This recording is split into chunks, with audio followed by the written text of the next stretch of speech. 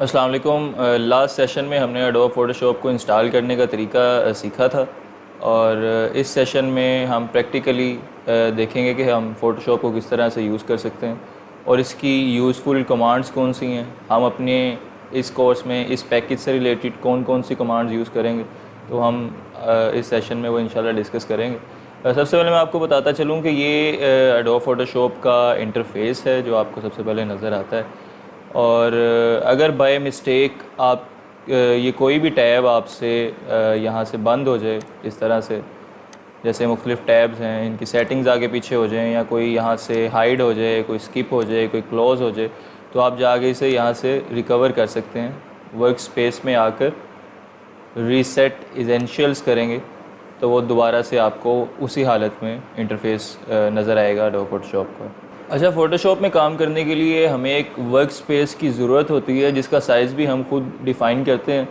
तो वो work space create करने के लिए हम यहाँ से फ़ाइल पर जाएंगे, यहाँ से न्यू पर क्लिक करेंगे और ये हमारे पास कुछ इस तरह से इसका इंटरफेस आ जाएगा। तो यहाँ पर फ़ोटोशॉप ने आपको कुछ प्री सेट्स दिए होते हैं जिनके साइज़ जो हैं वो पहले से सेट होते हैं। इसी तरह ये फ़ोटो में है, इसका भी देखें साइज़ वगैरह प्री सेट है। और इसी तरह ये इसका साइज़ भी आप देख सकते हैं। ये फ़ोटोशॉप ने आपको प्री सेट्स कुछ दिए होते हैं, पहले से ही साइज़ इसका जो है असाइन हुआ होता है। इसी तरह ये लीगल पेज का साइज़ है, ये A4 का साइज़ है। तो मुख्तलिफ़ साइज़ जो हैं ये बने बनाए जो है वो आपको एडोब फ़ोटोशॉप प्रोवाइड कर देता है। प्री सेट इसे कहते हैं। फॉर एग्ज़ाम्पल हम यहाँ से लीगल को सिलेक्ट कर लेते हैं प्री सेट में से और यहाँ से हम इसे क्रिएट कर लेंगे। तो अभी देखिए हमारे पास ये एक लीगल साइज़ की जो वर्क स्पेस है वो बनकर आ गई है और अब हम जितनी भी वर्किंग करेंगे वो इसी वर्क स्पेस में करेंगे जो कि लीगल साइज़ की है। तो हम इसे अब क्लोज़ कर देते हैं। एक दो और चीज़ें मैं आपको बताता चलूँ कि आप अपनी मर्ज़ी से भी अपनी वर्क स्पेस का जो साइज़ है वो डिफ़ाइन कर सकते हैं। फॉर एग्ज़ाम्पल हमने फ़ेसबुक का कवर बनाना है तो उसके लिए हमें वर्क स्पेस चाहिए होती है। वो हम पहले चेक भी कर लेते हैं गूगल से कि फ़ेसबुक कवर का क्या साइज़ है। हम यहाँ सिंपली फ़ेसबुक कवर साइज़ लिखेंगे तो ये देखें इसने हमें साइज़ दे दिया। ये पिक्सेल्स में है साइज़। तो ये हमारे पास देखिए साइज़ आ गया फ़ेसबुक कवर का 851 पिक्सेल्स ये विड्थ है और ये 315 पिक्सेल्स ये हाइट है। हमारे पास जहाँ भी साइज़ दिया गया होगा इस तरह से वो पहले हमारी विड्थ आती है और उसके बाद फिर हाइट आती है। यानी यहाँ 851 विड्थ है और 315 जो है वो हाइट है। हम इसे एज़ इट इज़ यहाँ पर साइज़ में एंटर कर देंगे।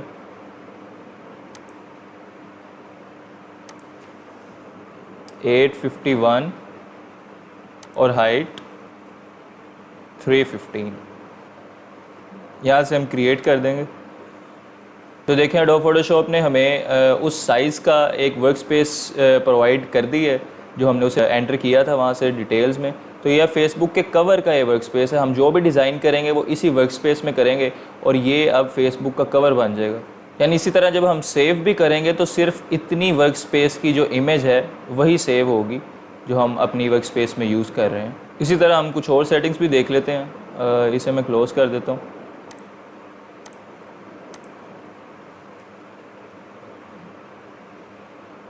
अच्छा, यहाँ आप देखें हमारे पास जो डायमेंशन है वो पिक्सेल्स में सिलेक्ट हुई है। कुछ और भी डायमेंशंस होती हैं लेकिन यहाँ हमारे पास पिक्सेल्स में सिलेक्ट हुई है। और मैं आपको बताता चलूँ कि हम डिजिटली जितना भी काम करेंगे, कोई वेबसाइट का बैनर बनाना हो या कोई लोगो बनाना हो, कोई प्रोडक्ट इमेज वगैरह हो, उसका जो भी मतलब हम अपनी वेबसाइट या फेसबुक इंस्टाग्राम के लिए जितनी भी इमेजेस या जो भी हम क्रिएट करेंगे वो हम पिक्सेल्स की डायमेंशन के साथ ही करेंगे। अच्छा, इसके अलावा हम प्रिंटिंग के काम के लिए पिक्सेल्स की डायमेंशन यूज़ नहीं करते, कोई और डिमेंशंस होती हैं। मिसाल के तौर पर हमने अगर विज़िटिंग कार्ड प्रिंट करवाना है तो वो हम दोबारा से ऐसे गूगल से उसका साइज़ ले लेंगे।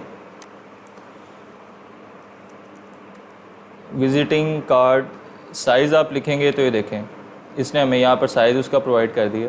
तो देखें गूगल हमें विजिटिंग कार्ड का जो साइज़ दिखा रहा है वो 3.5/2 है। यानी 3.5 इसमें हमारे कार्ड की विड्थ होगी और 2 जो है वो उसकी हाइट होगी।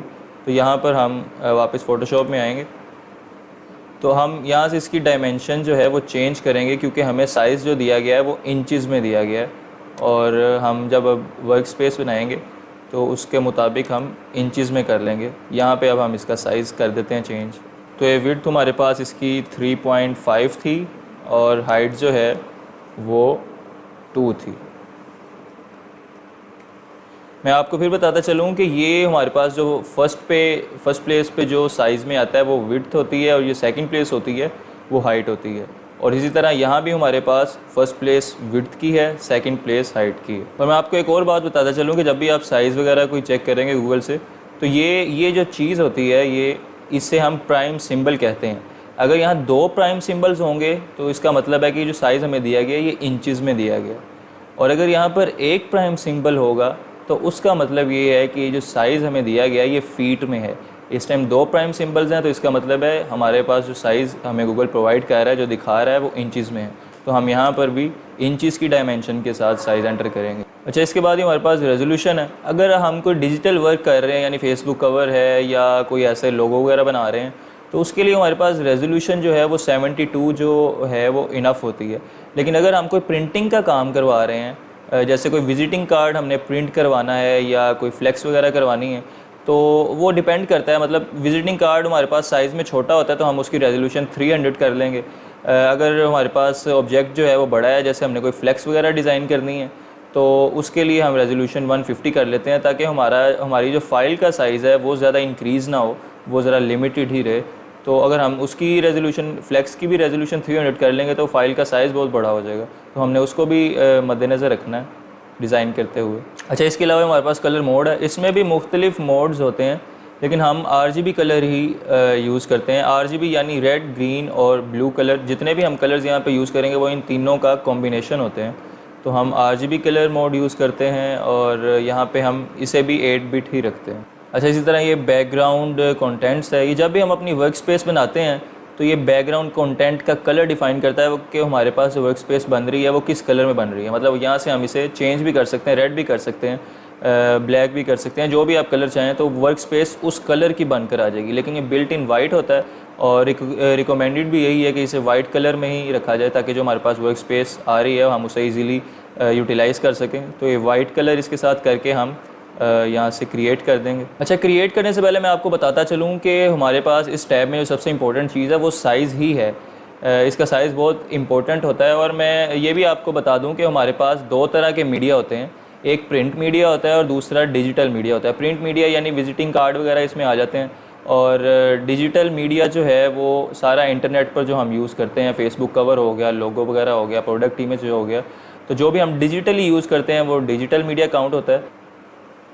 अच्छा, ये हमारे पास वर्क स्पेस आ गई है। गूगल पे हमने जो विजिटिंग कार्ड की वर्क स्पेस निकाली थी उसकी हमने डायमेंशंस वगैरह वहाँ पर एंटर करके न्यू में जाकर ये हमारे पास वर्क स्पेस आ गई है।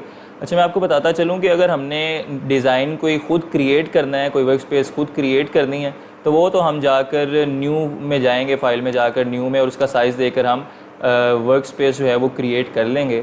लेकिन अगर आपने पहले से बने हुए डिज़ाइन को या किसी इमेज को एडिट करना है तो वो फिर मैं आपको बताता हूँ कि वो फ़ाइल में आप जाएंगे और आप उस इमेज या डिज़ाइन को आप ओपन कर लेंगे। मैं उसे ओपन कर देता हूँ।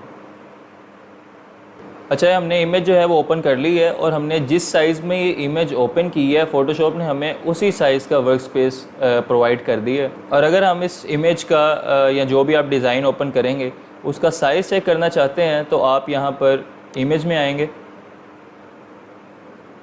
और ये इमेज साइज़ की ऑप्शन है, इस पर क्लिक करेंगे तो ये देखें इसने आपको जो भी साइज़ है उसका वो शो कर दिया कि विड्थ इसकी 1281 है, हाइट 1500 है और डायमेंशंस वगैरह, पिक्सल्स वगैरह, जो भी सारी डिटेल्स यहाँ पर आपको ये शो कर देगा।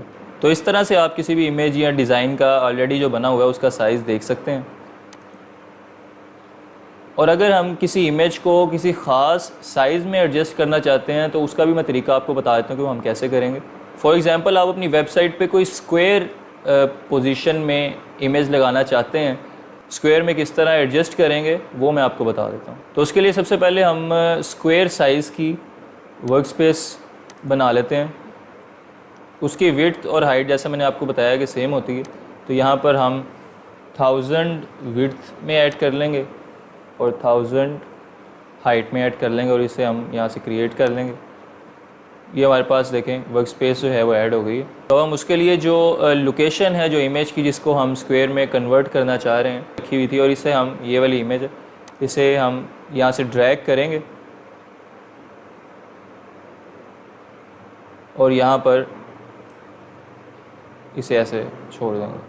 तो ये देखें, ये जो इमेज है ये ऑटोमेटिकली स्क्वायर साइज़ में कन्वर्ट हो चुकी है। अच्छा, अगर आपको लगता है कि आपने ये जो इमेज ऐड की है इसके साइज़ में अभी भी एडजस्टमेंट की ज़रूरत है, तो आप आल्ट और शिफ्ट को दबाएंगे और ये इमेज की 4 नोड्स होती हैं। आप किसी भी एक नोड को यहाँ से जो है वो पकड़ के तो इसमें चेंजिंग कर सकते हैं साइज़ में। देखें, इक्वली इसका साइड एडजस्ट होता जाएगा, तो ये आप अपनी मर्ज़ी से इसे एडजस्ट कर सकते हैं। अगर आप शिफ्ट और आल्ट को नहीं दबाएंगे तो फिर ये देखें, ये इक्वली जो है इसका साइज़ एडजस्ट नहीं होगा। तो मेरे ख्याल से आपको वर्क स्पेस की समझ आ गई होगी।